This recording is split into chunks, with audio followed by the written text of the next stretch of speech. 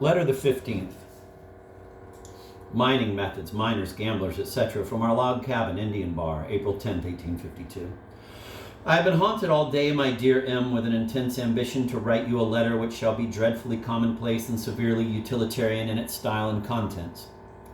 Not but that my epistles are always commonplace enough, spirits of Montaigu and Savigny forgive me, but hitherto I have not really tried to make them so. Now, however, I intend to be stupidly prosy with malice aforethought, and without one mitigating circumstance, except perchance it be the temptations of that above-mentioned ambitious little devil to palliate my crime. You would certainly wonder, were you seated where I now am, how anyone with a quarter of a soul could manufacture herself into a bore amid such surroundings as these. The air is as balmy as that of a midsummer's day in the sunniest valleys of New England. It is 4 o'clock in the evening, and I am sitting on a cigar box outside of our cabin. From this spot not a person is to be seen except a man who is building a new wing to the Humboldt.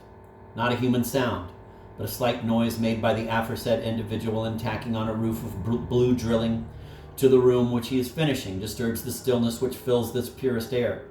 I confess that it is difficult to fix my eyes upon the dull paper and my fingers upon the duller pen with which I am soiling it. Almost every other minute I find myself stopping to listen to the ceaseless river psalm, or to gaze up into the wondrous depths of the California heaven, to watch the graceful movements of the pretty brown lizards jerking up their impudent little heads above a moss-wrought log which lies before me, or to mark the dancing water shadow on the canvas door of the bake shop opposite, to follow with childish eyes the flight of a golden butterfly, curious to know if it will crown with a capital of winged beauty that column of nature's carving, the pine stump rising at my feet, or whether it will flutter down, for it is dallying coquettishly around them both, upon that slate rock beyond, shining so darkly lustrous through a flood of yellow sunlight. Or I lazily turn my head, wondering if I know the blue or red-shirted miner who is descending the precipitous hill behind me. In sooth, Molly, it is easy to be commonplace at all times, but I confess that, just at present, I find it difficult to be utilitarian. The saucy lizards, the great orange-dotted butterflies, the still, solemn cedars, the sailing smoke wreath, and the vaulted splendor above are wooing me so winningly to higher things. But as I said before, I have an ambition that way, and I will succeed. You are such a good-natured little thing, dear, that I know you will meekly allow yourself to be victimized into reading the profound and prosy remarks which I shall make in my efforts to initiate you into the mining polity of this place. Now you may rest assured that I shall assert nothing upon the subject which is not perfectly correct. For have I not earned a character for inquisitiveness, and you know that does not happen to be one of my failings, which I fear will cling to me through life. By my persevering questions to all the unhappy miners from whom I thought I could gain any information? Did I not martyrize myself into a human mule by descending to the bottom of a dreadful pit, suffering mortal terror all the time lest it should cave in upon me? Actuated by a virtuous desire to see with my own 2 eyes the process of underground mining, thus enabling myself to be stupidly correct in all my statements thereupon. Did I not ruin a pair of silk velvet slippers, lame my ankles for a week, and draw a browner horror over my already sunburnt face in a wearisome walk, miles away to the head of the ditch, as they call the prettiest little rivulet, though the work of men, that I ever saw? Yea, verily, this I have done for the express edification of yourself and the rest of your curious tribe, to be rewarded probably by the impertinent remark, "What? Does that little goose Dame Shirley think that I care about such things?" But, madam, in spite of your sneer, I shall proceed in my allotted task. In the first place, then, as to the discovery of gold in California at least, it must be confessed that in this particular science appears to be completely at fault, or as an intelligent and well-educated miner remarked to us the other day, quote, "I maintain that science is the blindest guide that one could have on a gold-finding expedition. Those men who judge by the appearance of the soil and depend upon geological calculations are invariably disappointed, while the ignorant adventurer who digs just for the sake of digging is almost sure to be successful," end of quote. I suppose that the above observation is quite correct, as all whom we have questioned upon the subject repeat, in substance, the same thing. Wherever geology has said that gold must be, there, perversely enough, it lies not. And wherever her ladyship has declared that it could not be, there has it oftenest garnered up in miraculous profusion the yellow splendor of its virgin beauty. It is certainly very painful to a well-regulated mind to see the irreverent contempt shown by this beautiful mineral to the dictates of science. But what better can one expect from the root of all evil? As well as can be ascertained, the most lucky of the mining Columbuses have been ignorant sailors, and foreigners, I fancy, are more successful than Americans. Our countrymen are the most discontented of mortals. They are always longing for big strikes. If a claim is paying them a steady income by which, if they pleased, they could lay up more in a month than they could in a year at home, they still are dissatisfied, and in most cases will wander off in search of better diggings. There are hundreds now pursuing this foolish course, who, if they had stopped where they first camped, would now have been rich men. Sometimes a company of these wanderers will find itself upon a bar where a few pieces of the precious metal lie scattered upon the surface of the ground. Of course, they immediately prospect it, which is accomplished by panning out a few basinfuls of the soil. If it pays, they claim the spot and build their shanties. The news spreads that wonderful diggings have been discovered at such a place. The mont dealers, those worse than fiends, rush vulture-like upon the scene and erect a round tent wherein gambling, drinking, swearing, and fighting the many reproduce pandemonium and more than its original horror, while a few honestly and industriously commence digging for gold, and lo! As if a fairy's wand had been waved about above the bar, a full-grown mining town hath sprung into existence. But first let me explain to you the claiming system. As there are no state laws upon the subject, each mining community is permitted to make its own. Here they have decided that no man may claim an area of more than 40 feet square. This he stakes off and puts a notice upon it, to the effect that he holds it for mining purposes. If he does not choose to work it immediately, he is obliged to renew the notice every 10 days, for without this precaution, any other person has a right to, quote, jump, end of quote, it, that is, to take it from him. There are many ways of evading the above law. For instance, an individual can hold as many claims as he pleases, if he keeps a man at work in each, for this workman represents the original owner. I am told, however, that the laborer himself can jump the claim of the very man who employs him if he pleases so to do. This is seldom, if ever, done. The person who is willing to be hired generally prefers to receive the $6 per diem, of which he is sure in any case, to running the risk of a claim not proving valuable. After all, the holding of claims by proxy is considered rather as a carrying out of the spirit of the law than as an evasion of it. But there are many ways of really outwitting this rule, though I cannot stop now to relate them, which give rise to innumerable arbitrations, and nearly every Sunday there is a miners' meeting connected with this subject. Having got our gold mines discovered and claimed, I will try to give you a faint idea of how they work them. Here in the mountains, the labor of excavation is extremely difficult on account of the immense rocks which form a large portion of the soil. Of course, no man can work out a claim alone. For that reason, and also for the same that makes partnerships desirable, they congregate in companies of 4 or 6, generally designating themselves by the name of the place from whence the majority of the members have emigrated, as, for example, the Illinois, Bunker Hill, Bay State, etc. companies. In many places, the surface soil, or in mining phrase, the top dirt, pays when worked in a long tom. This machine, I have never been able to discover the derivation of its name, is a trough, generally about 20 feet in length and 8 inches in depth, formed of wood with the exception of 6 feet at one end, called the riddle. Query, why riddle? Which is made of sheet iron perforated with holes about the size of a large marble. Underneath this colander-like portion of the long tom is placed another trough about 10 feet long, the sides 6 inches perhaps in height, which divided through the middle by a slender slat is called the riffle box. It takes several persons to manage properly a long tom. 3 or 4 men station themselves with spades at the head of the machine, while at the foot of it stands an individual armed, quote, with de shovel and de hoe, end of quote. The spadesmen throw in large quantities of the precious dirt, which is washed down to the riddle by a stream of water leading into the long tom through wooden gutters or sluices. When the soil reaches the riddle, it is kept constantly in motion by the man with the hoe.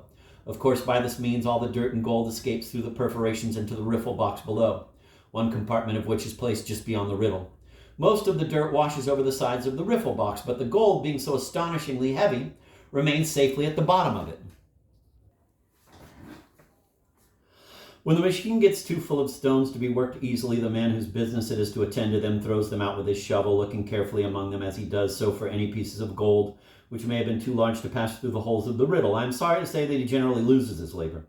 At night they pan out the gold which has been collected in the riffle box during the day. Many of the miners decline washing the top dirt at all, but try to reach as quickly as possible the bedrock where are found the richest deposits of gold. The river is supposed to have formerly flowed over this bedrock, and the crevices of which it left, as it passed away the largest portions of the so eagerly sought for ore. The group of mountains amidst which we are living is a spur of the Sierra Nevada, and the bedrock, which in this vicinity is of slate, is said to run through the entire range, lying in distance varying from a few feet to 80 or 90 beneath the surface of the soil. On Indian Bar, the bedrock falls in almost perpendicular benches, while at Rich Bar, the friction of the river has formed it into large, deep basins in which the gold, instead of being found, as you would naturally suppose, in the bottom of it, lies for the most part just below the rim. A good-natured individual bored me and tired himself in a hopeless attempt to make me comprehend that this was only a necessary consequence of the undercurrent of the water. But with my usual stupidity upon such matters, I got but a vague idea from his scientific explanation, and certainly shall not mystify you with my confused notions thereupon. When a company wish to reach the bedrock as quickly as possible, they sink a shaft, which is nothing more nor less than digging a well, until they strike it. They then commence drifting coyote holes, as they call them, in search of crevices, which, as I told you before, often pay immensely. These coyote holes sometimes extend hundreds of feet into the side of the hill. Of course, they are obliged to use lights in working them. They generally proceed until the air is so impure as to extinguish the lights, when they return to the entrance of the excavation and commence another, perhaps close to it. When they think that a coyote hole has been faithfully worked, they clean it up, which is done by scraping the surface of the bedrock with a knife, lest by chance they have overlooked a crevice, and they are often richly rewarded for this precaution. Now I must tell you how those having claims on the hills procure the water for washing them. The expense of raising it in any way from the river is too enormous to be thought of for a moment. In most cases it is brought from ravines in the mountains. A company, to which a friend of ours belongs, has dug a ditch about a foot in width and depth, and more than 3 miles in length, which is fed in this way. I wish that you could see this ditch. I never beheld a natural streamlet more exquisitely beautiful. It undulates over the mossy roots and the gray old rocks like a capricious snake, singing all the time a low song with the liquidest murmur. And one might also fancy it the airy and coquettish Undine herself. When it reaches the top of the hill, the sparkling thing is divided into 5 or 6 branches, each one of which supplies 1, 2, or 3 long toms. There is an extra one called the waste ditch, leading to the river, into which the water is shut off at night and on Sundays. This race, another and peculiar name for it, has already cost the company more than $5,000. They sell the water to others at the following rates. Those that have the first use of it pay 10% upon all the gold that they take out. As the water runs off from their machine, it now goes by the elegant name of tailings. It is taken by a company lower down, and as it is not worth so much as when it was clear, the latter pay but 7%. If any others wish the tailings, now still less valuable than at first, they pay 4% on all the gold which they take out, be it much or little. The water companies are constantly in trouble, and the arbitrations on the subject are very frequent. I think that I gave you a vague idea of fluming in a former letter. I will not therefore repeat it here, but will merely mention that the numerous fluming companies have already commenced their extensive operations upon the river. As to the rockers, so often mentioned in story and in song, I have not spoken of them since I commenced this letter. The truth is that I have seldom seen them used, though hundreds are lying ownerless along the banks of the river. I suppose that other machines are better adapted to mining operations in the mountains. Gold mining is nature's great lottery scheme. A man may work in a claim for many months and be poorer at the end of the time than when he commenced, or he may take out thousands in a few hours. It is a mere matter of chance. A friend of ours, a young Spanish surgeon from Guatemala, a person of intelligence and education, told us that after working a claim for 6 months, he had taken out but 6 ounces. It must be acknowledged, however, that if a person work his claim himself, is economical and industrious, keeps his health, and is satisfied with small gains, he is bound to make money. And yet I cannot help remarking that almost all with whom we are acquainted seem to have lost. Some have had their claims jumped. Many holes, which had been excavated and prepared for working at a great expense, caved in during the heavy rains of the fall and winter. Often, after a company has spent an immense deal of time and money in sinking a shaft, the water from the springs, the greatest obstacle which the miner has to contend with in this vicinity, rushes in so fast that it is impossible to work in them or to contrive any machinery to keep it out, and for that reason only men have been compelled to abandon places where they were at the very time taking out hundreds of dollars a day. If a fortunate or an unfortunate, which shall I call him, does happen to make a big strike, he is almost sure to fall into the hands of the professional gamblers, who soon relieve him of all care of it. They have not troubled the bar much during the winter, but as the spring opens they flock in like ominous birds of prey. Last week one left here after a stay of 4 days with over $1,000 of the hard-earned gold of the miners. But enough of these best beloved of Beelzebub, so infinitely worse than the robber or murderer. For surely it would be kinder to take a man's life than to poison him with a fatal passion for gambling. Perhaps you would like to know what class of men is most numerous in the mines. As well as I can judge, there are upon this river as many foreigners as Americans. The former, with a few exceptions, are extremely ignorant and degraded, though we have the pleasure of being acquainted with 3 or 4 Spaniards of the highest education and accomplishments.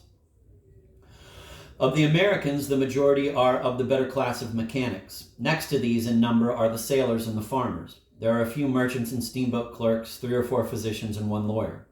We have no ministers, though 14 miles from here there is a rancho kept by a man of distinguished appearance, an accomplished monte dealer and horse jockey, who is said to have been in the States a preacher of the gospel. I know not if this be true, but at any rate such things are not uncommon in California.